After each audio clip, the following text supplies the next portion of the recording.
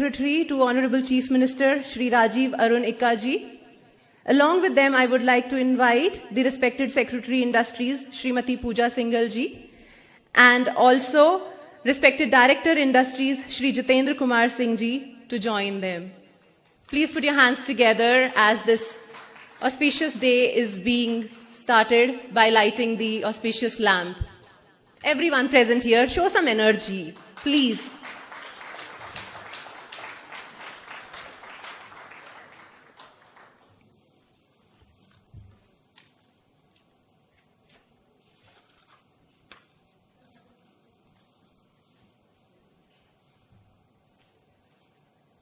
Thank you so much, sir. Please take your seats. The Ministry of Industry.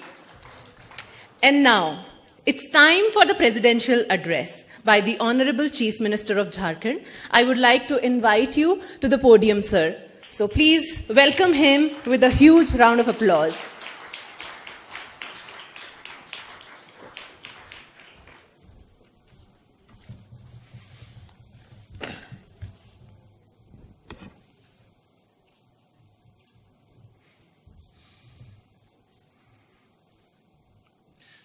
यहाँ उपस्थित सभी गण्यमान्य अतिथिगण, सभी को जोहार, नमस्कार, गुड आफ्टरनून। हमारे साथ मंच में बैठे हमारे मुख्य सचिव, प्रधान सचिव, उद्योग सचिव, हमारे रेजिडेंशियल कमिश्नर साहब, यहाँ उपस्थित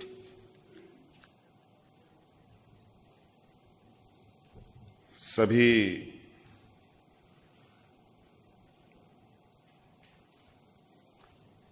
पत्रकार मित्रों और विशेषकर आज के इस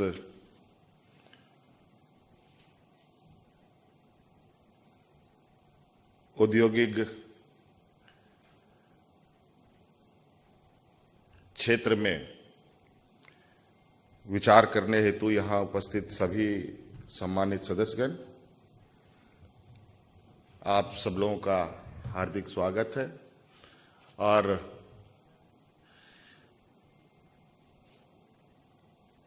बहुत शॉर्ट नोटिस पर पहुंचने के लिए भी मैं आपका शुक्रिया अदा करता हूं।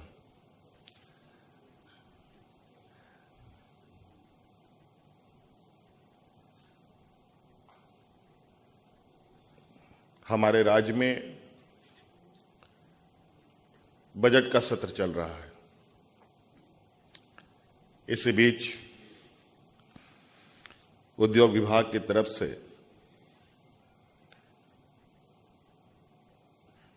स्टेक होल्डर कॉन्फ्रेंस का कार्यक्रम देश की राजधानी में आयोजित हुई है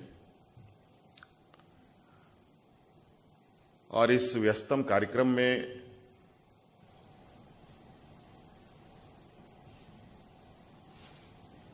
इस कार्यक्रम का आयोजित होना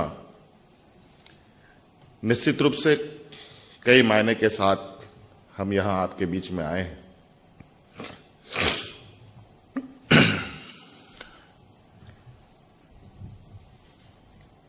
कुछ दिनों में हमारा बजट सत्र समाप्त होगा, नए साल की शुरुआत करेंगे।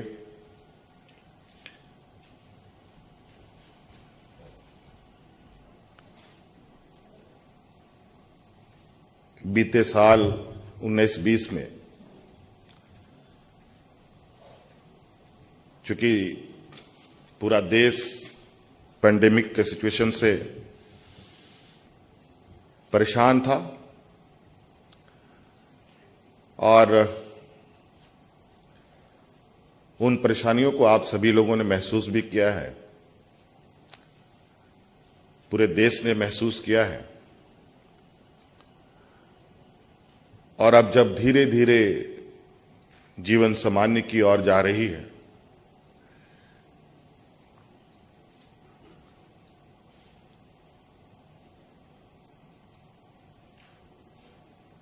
तो इस समय के साथ हमारी सरकार ने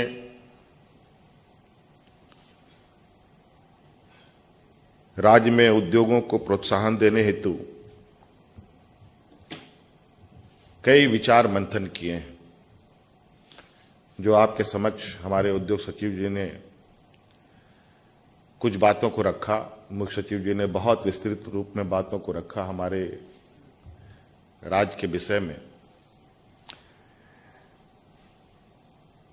और चूंकि आज की इस स्टेक होल्डर कॉन्फ्रेंस में मैं कोई विशेष आमंत्रित सदस्य नहीं हूं, मैंने खुद को आमंत्रित किया है यहां पर।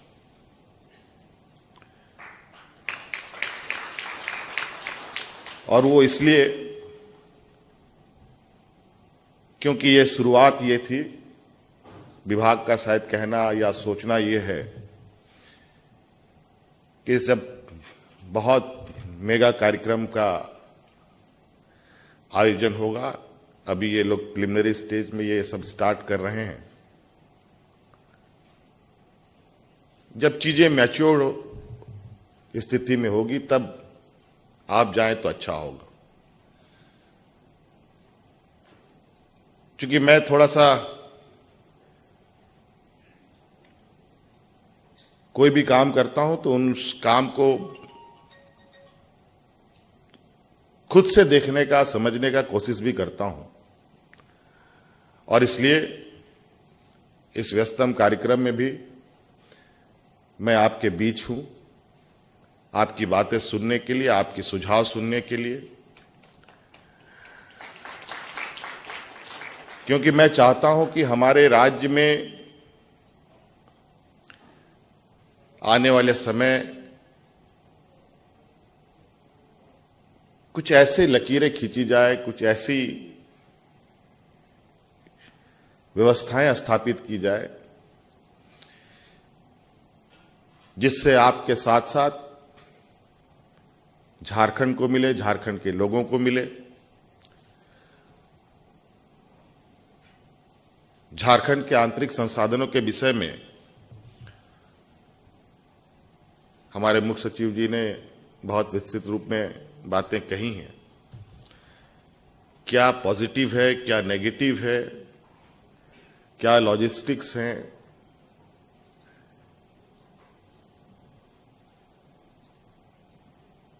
क्या फैसिलिटीज हैं, सभी चीजें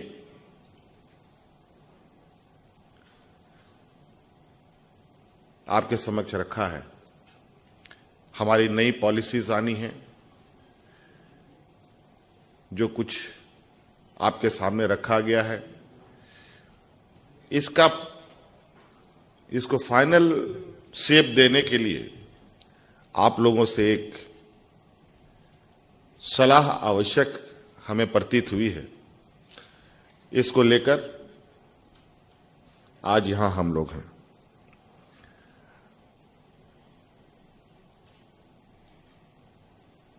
किसी भी राज्य और देश को विकास करने के लिए जो आवश्यक चीजें होती हैं, लगभग वो सभी आवश्यक चीजें हमारे राज्य में पहले से ही मौजूद है।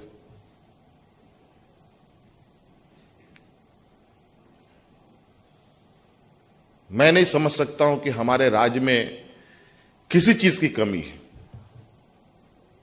किसी भी उद्योग को स्थापित करने के लिए।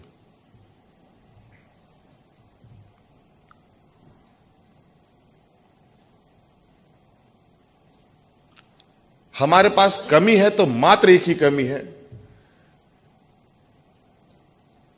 वो है जो हमारे पास चीजें हैं उसको तराशने का व्यवस्था, उसका वैल्यू एडिशन कैसे हो।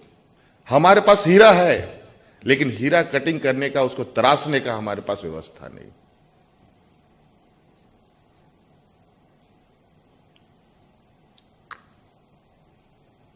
हमारे राज्य में जो चीजें, जो संसाधन है हमारे पास, हम उसका वैल्यू एडिशन कर पाए, तो हमारे राज्य की जो आंतरिक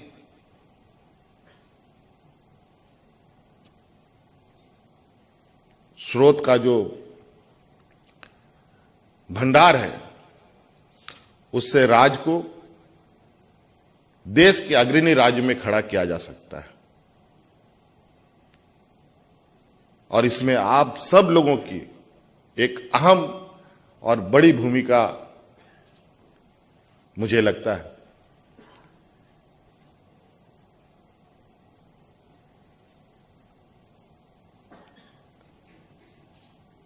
हमारे क्षेत्र में झारखंड प्रदेश में खनिज संपदाओं के बारे में तो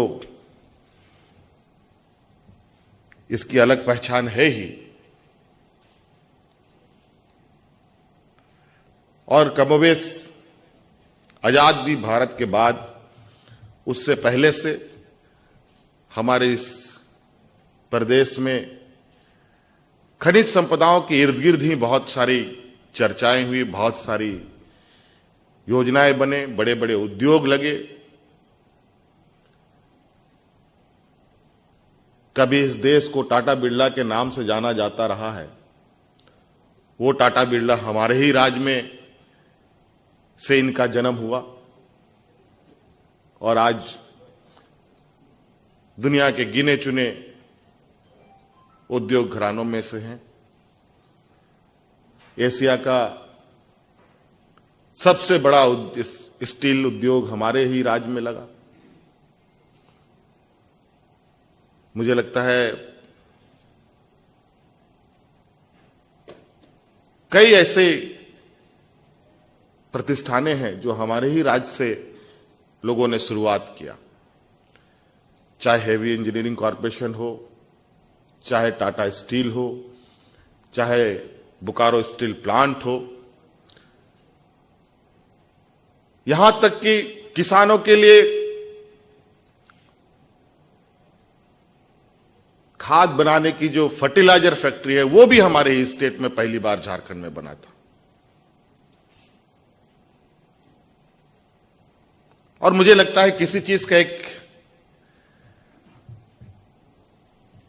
टाइम बॉन्ड होता है, एक समय होता है, उस समय के बाद उसकी ग्राफ नीचे होना तय है।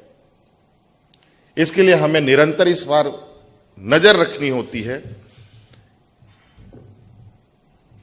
कि किन किन सेक्टरों में किन किन तरीके से उतार चढ़ाव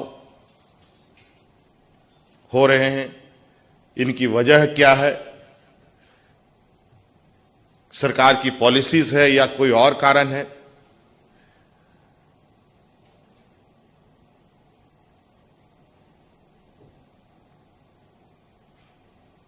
हमारे फर्टिलाइजर फैक्ट्री में हजारों एकड़ जमीनें थी। अभी भारत सरकार ने मिशन मोड पर एक कार्यक्रम को लिया है, अभी वो फिर से उसको रिवाइव किया जा रहा है। हम लोग भी लगे हैं कि तेजी से वो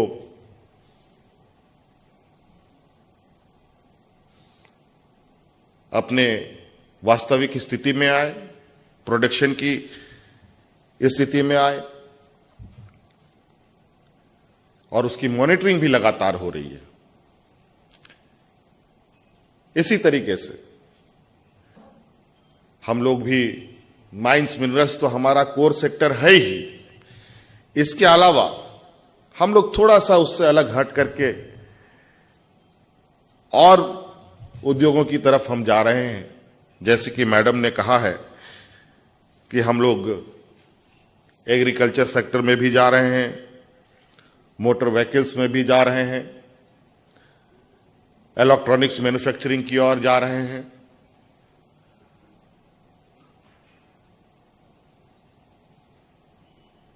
ये सारी चीजें, कई छोटे छोटे और कंपोनेंट्स हैं,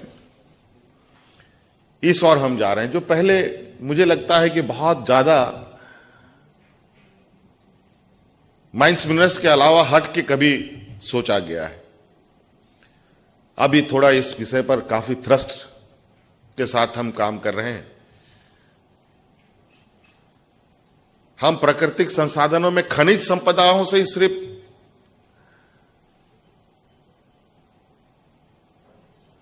भरे पड़े नहीं है, बल्कि हमारे पास नेचुरल ब्यूटीज भी हैं। हमारे पास खूबसूरत टूरिज्म के अनेकों क्षेत्र हैं। हम लोग उस दिशा में भी बहुत तेजी से अभी आगे बढ़ रहे हैं। अभी यहां पर स्टेक होल्डर कॉन्फ्रेंस में जो चीजें रखी गई है, माइंस मिनरल्स के अलावा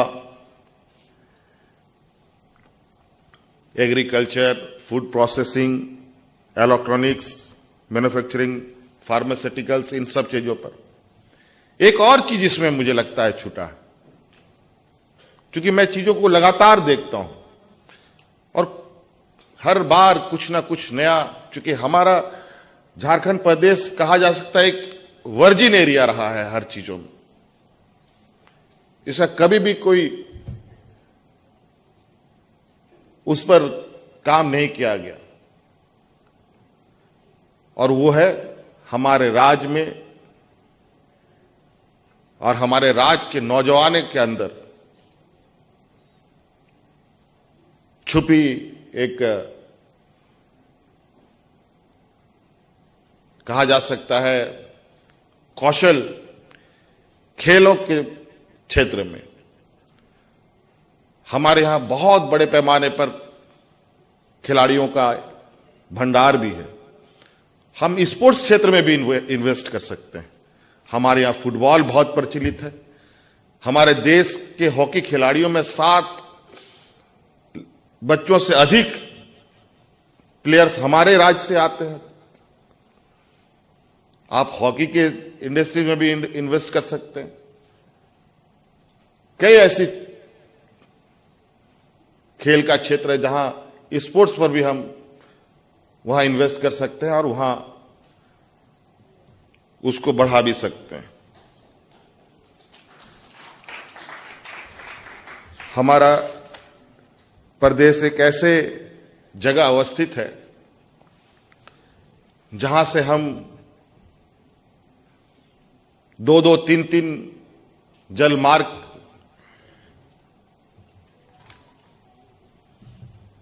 के रास्ते से भी व्यापार कर सकते हैं, जो हमारे पोर्ट नियरेस्ट है। बंगाल में हल्दिया है, जो लगभग 250 किलोमीटर दूर हमारे हेडक्वार्टर से है, रांची से, राजधानी से है।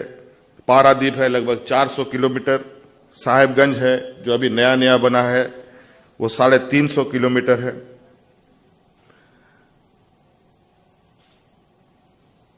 अभी एयर कार्गो के लिए भी एक हम जगह चिन्हित कर चुके हैं। उसकी भी क्या संभावनाएं हैं ये तलाशी जा रही हैं और उसको डेवलप करने की दिशा में भी हम लोग आगे बढ़ रहे हैं।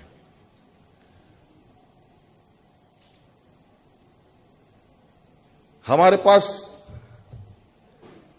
कमी मुझे लगता है किसी चीज की नहीं है, बस थोड़ी सी इच्छा शक्ति की आवश्यकता है। आपको देखकर आश्चर्य होगा कि आज आपके समक्ष खड़ा हूं और जो मैंने बंडी पहनी है ये हमारे झारखंड प्रदेश के महिलाओं के द्वारा बनाई गई ये बंडी। थोड़ा सा हो सकता है टेढ़ा मेढ़ा हो, डिजाइनर ने नहीं बनाया है वैसा। यहां पर जो बड़े बड़े डिजाइनर्स होते हैं, हमारे लोकल डिजाइनरों ने इसको बनाया है। इसको थोड़ा सा रिफर्निशिंग किया जाए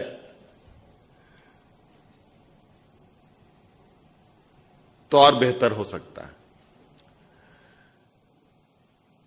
और मैं आपको विश्वास दिलाता हूं, आप सुझाव दें,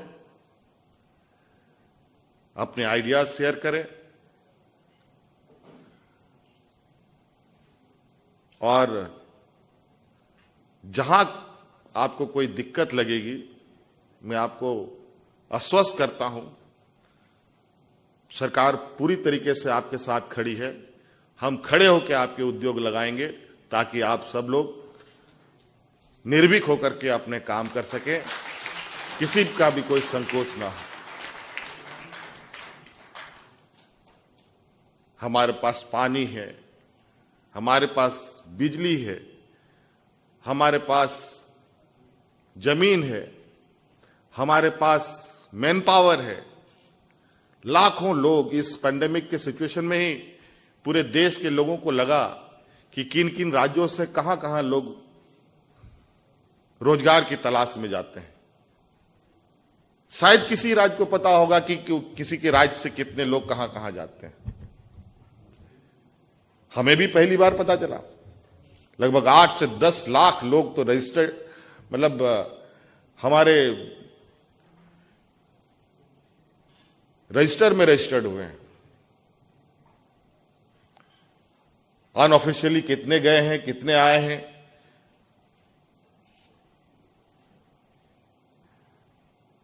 तो झारखंड, बिहार, बंगाल, उड़ीसा, इन सब जगह पर मैन पावरों की भी एक बड़ी भंडार है। हम बगल में बांग्लादेश को भी जोड़ते हैं, बहुत करीब से हैं। इधर भूटान, इधर नॉर्थ ईस्ट की और हम लोग बहुत करीब हैं।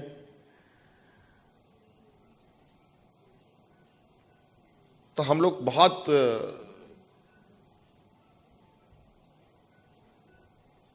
चीजों में बहुत आसानी से, बहुत सहूलियत तरीके से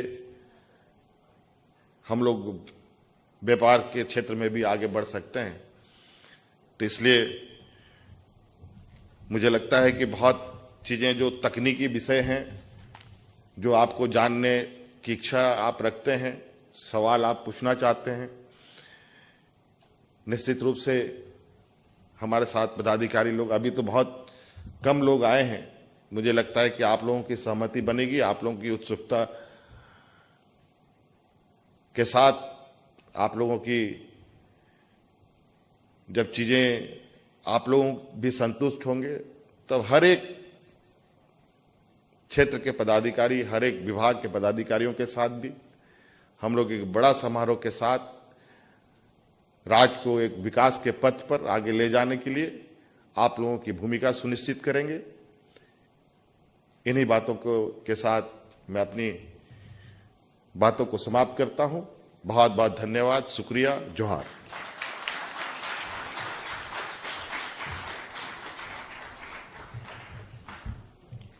आप सबने तालियां तो बजा दी, लेकिन मैं एक बार फिर से जोरदार तालियां चाहूंगी माननीय मुख्यमंत्री जी के लिए, क्योंकि एक अच्छा लीडर वो माना जाता है जो अपनी टीम के साथ खड़ा हो, चाहे टीम कहीं भी हो, और उन्होंने ये बात साबित की है यहां आज मिनिस्ट्री ऑफ टूरिज्म के साथ आकर। तो एक बार फिर से जोरदार तालियां, वो एनर्जी और वो जोश हमें भी बनना चाहिए, जो जिस जोश के साथ मिनिस्टर सर यहां पर आए हैं, हमारे honourable chief minister ji. And now I saw you jotting down certain questions while the presentation was being made, and I hope you all are ready with your questions too, because the government is all set to answer those questions, and that is the major agenda of this conference today, so that they can listen to you about your queries, your suggestions, not just queries, but your suggestions to improve this policy for the betterment of the government, the Ministry of Tourism, the state, as well as you who are the investors.